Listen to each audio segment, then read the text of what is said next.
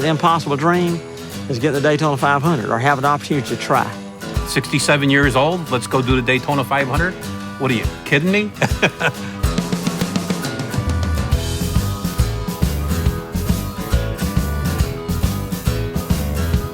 My whole journey on the road to Daytona, racing right there, all began right here in the dirt. Benny, in the fall of 1997, him and his girlfriend was going back home, and there was a bunch of cars sitting out there at the road. He said, let's stop. Well, we was having the end-of-season championship, and Benny got hooked right there. We built a car, and we both shared that car. He did the bomber division, and I did the powder puff division, and so we did that for like 5 years. The first 4 or 5 races, the car was not set up at all, and I did more donuts and spin-outs than anybody has ever seen.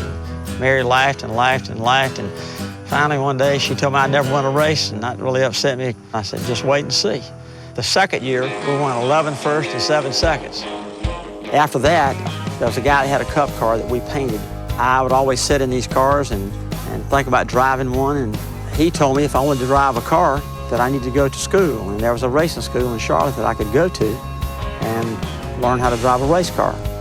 After going to their school, we got an ARCA license, got an ARCA car, went to Daytona, and spent 3 days at Daytona driving all we wanted to with that race car.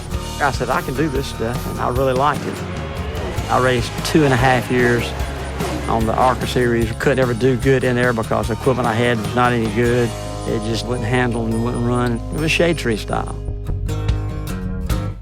I met Benny probably 3 years ago, and he had been running the ARCA schedule. He'd run 2 years, on his own deal. He wanted to step up his program from where he was at, get into better cars and, better people working on the cars and more organized and stuff like that. So that's where I came in, was, to help him, do a better job.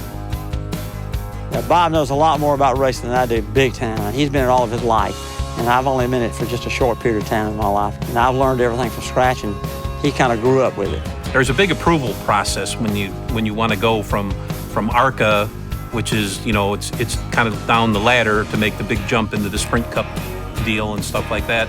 So we had to do, some races so we can get an approval process from NASCAR so we can go do the Daytona 500. Well, the biggest challenge there is to really accelerate his learning curve, to get him, up to speed with the faster cars and stuff like that. And the bottom line is we need good finishes.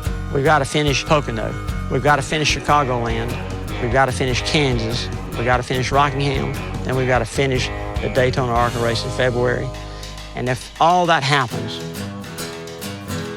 NASCAR will consider giving me a license to attempt to get in the Daytona 500. Here you got a guy that's 67 years old and he's not letting nothing hold him back. So, and then they have, the support of AARP behind them, and it's huge.